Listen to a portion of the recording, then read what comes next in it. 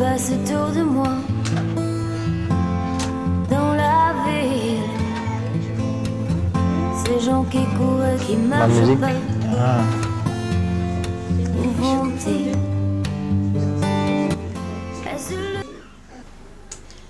Et donc, pourquoi nous sommes là? On va commencer par le commencement. Donc, on s'est réunis aujourd'hui parce que Hibiscus Initiative, qui est une association loi 1901, dans ses différentes initiatives, a pris contact avec l'association, donc le club des jeunes aveugles et réhabilités du Cameroun, afin de les aider à réaliser leurs projets. Et donc, président de l'association Hibiscus Initiative, association créée suite à un constat. Donc, par expérience, j'ai participé et dirigé plusieurs associations et on s'est rendu compte que beaucoup de gens avaient des projets qui n'allaient pas jusqu'au bout par manque de motivation. Et la plupart des gens que j'ai rencontrés dans mon parcours, c'était toujours des problèmes, vraiment c'est de la motivation, parce que toujours des problèmes d'argent, toujours quelque chose qui a arrêté le projet. Et les gens pensent que en fait, faire un projet, ça reste dans la tête. Il faut savoir qu'un projet, c'est les personnes. Donc Hibiscus a pour but surtout de permettre à ses membres de se rencontrer, de créer un réseau. Le but, c'est de vraiment concrétiser et aller au bout de leur projet. Cette année, on a décidé donc d'aider une association, et plutôt au Cameroun. On a choisi donc le CEJAC pour des raisons personnelles, puisque j'ai une sœur aveugle. Et lorsqu'elle m'a demandé de l'aide, on s'est dit, bon, on peut l'aider elle, mais pourquoi ne pas aider la structure? Ce qui sera peut-être plus important pour le long terme que de l'aider. Et donc, en se renseignant, le CEJAC est une structure donc, qui nous semblait être intéressante. On a dit, pourquoi pas mettre tout notre réseau, toute notre compétence pour faire quelque chose avec le CEJAC. On a organisé cette conférence et on a intitulé dans cette conférence « La place du handicapé de la vue dans le milieu socio-éducatif au Cameroun ». Ça permet donc à vous de connaître comment vivent donc ces handicapés de la vue au Cameroun. Et peut-être c'est un problème une situation que les gens ne savent pas ignorer tant qu'ils ne sont pas confrontés à ce type de situation. C'est un très grand plaisir pour moi d'être là et d'avoir une fois de plus l'occasion de parler de la vie des aveugles au Cameroun d'une manière générale. C'est un travail que je fais avec beaucoup de passion depuis bientôt 20 ans maintenant. Et chaque fois que j'ai l'occasion de parler, de défendre l'intérêt des aveugles du Cameroun, c'est avec beaucoup de plaisir que je le fais. Je vous présenterai dans un premier temps le Club des jeunes aveugles réhabilités du Cameroun. Ensuite, je vous parlerai un peu de la situation des aveugles au Cameroun, la vie des aveugles même dans la société camerounaise. Nous terminerons par le visionnage d'un vidéogramme qui présente un peu les activités actuelles de cette association. Tout a commencé en 1986 lorsque, après une formation dans une école de réhabilitation pour aveugles, avec un ami, nous avons constaté qu'il n'existait rien, sinon pas grand-chose pour les aveugles. Nous nous sommes réunis pour créer dans un premier temps la COJARI, la coopérative des jeunes aveugles réhabilités de Yaoundé, qui a été mutée en CEJAC le 4 août 1988.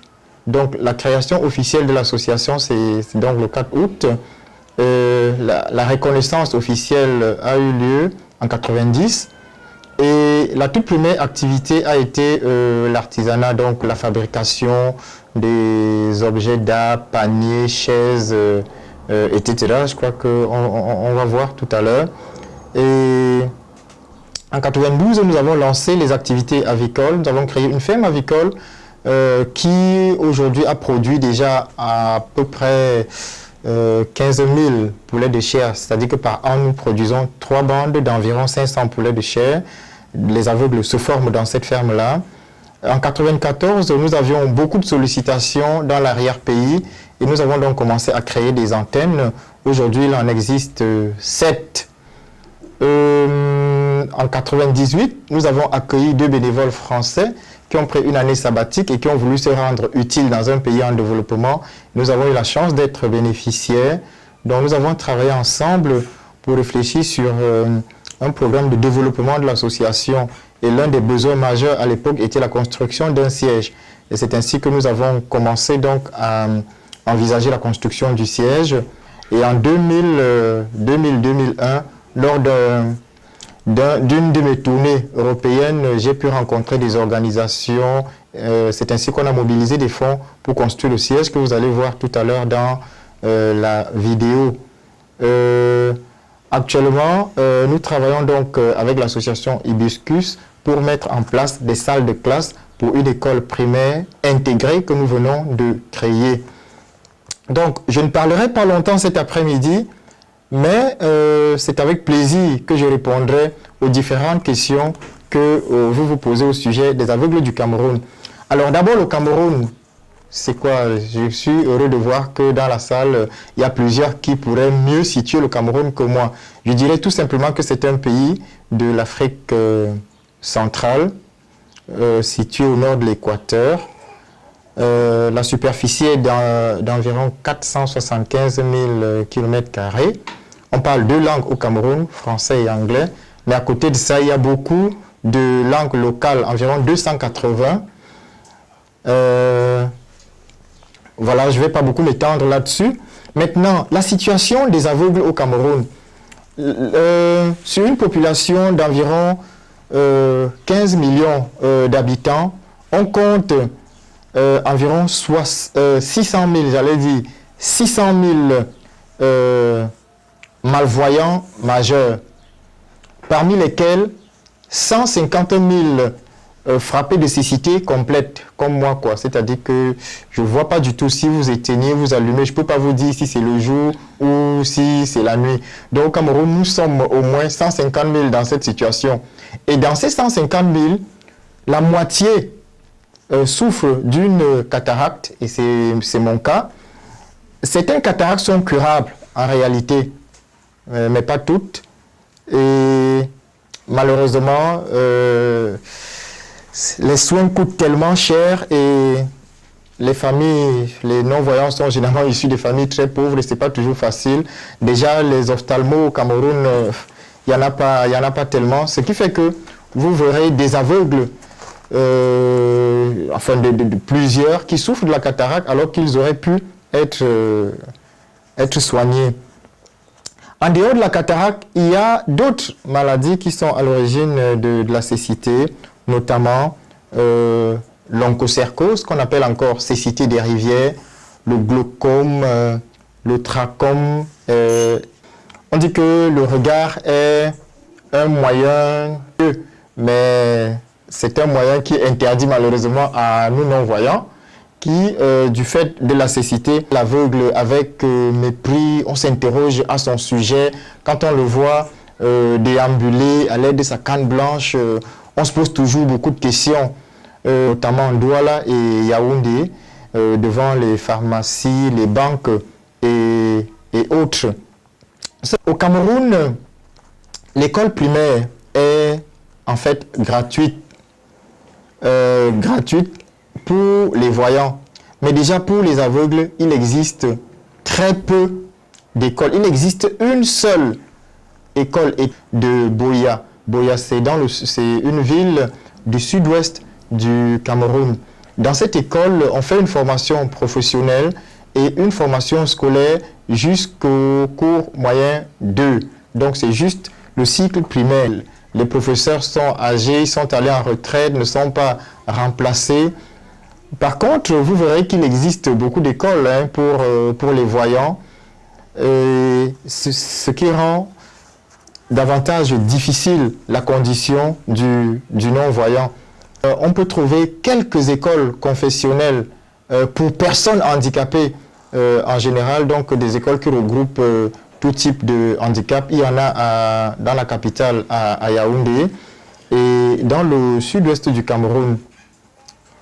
Alors, le secteur purement privé a également fait quelques efforts parce qu'on peut trouver quelques écoles pour non-voyants au Cameroun. Mais il y a un grand débat autour de la formation du handicapé sensoriel et notamment des aveugles. La prise en charge des personnes handicapées au Cameroun est assurée par le ministère des Affaires sociales.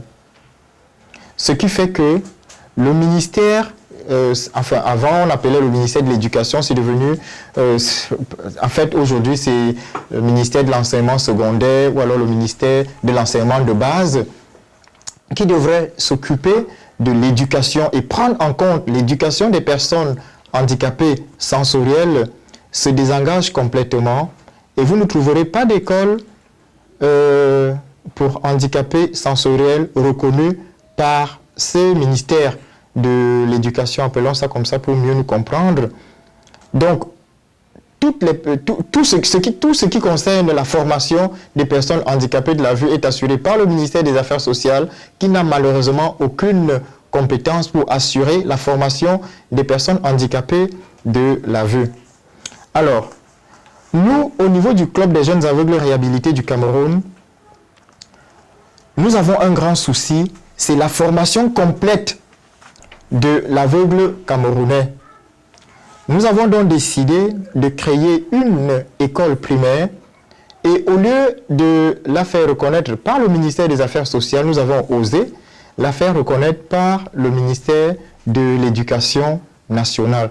Donc on va être la première école intégrée à être reconnue par le ministère de l'Éducation qui va assurer en même temps la formation des aveugles et la formation des voyants. Avant qu'il épouse, faire d'invisibles races. Que voit-il au bout de leur cours? Les activités culturelles. On a quoi d'autre? Le théâtre. Je t'attends, je t'attends, je t'attends. Oui. Tous ces gens qui se servent dans le D'accord. bras, sur leur cœur, qui ne savent plus ce que c'est d'avoir froid, d'avoir peur. Est-ce la terre qui retient leur pas, ou le ciel qui est trop lourd? Ils marchent à l'écart du hasard, que savent-ils de l'amour? Sans foi, sans Des toi, non-voyants qui travaillent soit comme formateurs, soit comme responsables d'activités culturelles. ni loi. Donc, Seul avec mes doutes, je t'attends, je t'attends, je t'attends, je t'attends.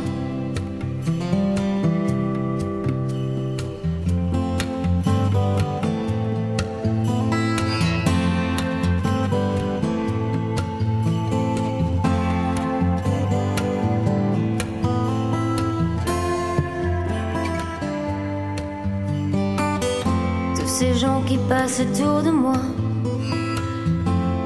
dans la vie, ces gens qui courent et qui marchent pas. C'est donc dans le cadre de l'association Hibiscus Initiative, nous avons décidé cette année d'aider une association plutôt au Cameroun. On a regardé un peu sur Internet quelles étaient les associations qu'on pouvait aider dans nos moyens, sachant qu'on n'a pas de moyens vraiment, mais on peut se battre pour avoir ces moyens. Et par le hasard des choses, puisque ma petite sœur, une de mes petites sœurs est aveugle, elle nous a demandé de l'aider. On s'est dit, mais au lieu de l'aider elle, vaut mieux aider la structure qui l'a prise en charge. Donc il s'avère que c'est le CEJAC. Nous avons rencontré donc Coco Bertin au mois de... On a pris contact avec lui au mois de janvier. Il nous a dit oui, effectivement, on a beaucoup de projets, mais nous aussi, on doute un peu. Il faut qu'on se rencontre pour parler de vive voix. On s'est rencontrés au mois de mars et il y a eu un feeling, comme on dit, qui est passé entre nous. On s'est dit, bon, qu'est-ce qu'on peut faire de concret? Nous, on veut vous donner du matériel, c'est-à-dire des tables, des matériels spécialisés. Il s'est dit, on ne va pas s'arrêter qu'au matériel spécialisé. Nous, on a un projet. Si vous, de l'autre côté, c'est-à-dire en Europe, on peut faire quelque chose, ce serait beaucoup mieux de nous aider à construire des salles de classe. Donc on a dit pourquoi pas de faire quelque chose de beaucoup plus concret qui va concerner peut-être 20-30 élèves qu'une seule personne. Donc partant de là, on s'est dit comment on va faire. On a dit donc on va se battre pour trouver des solutions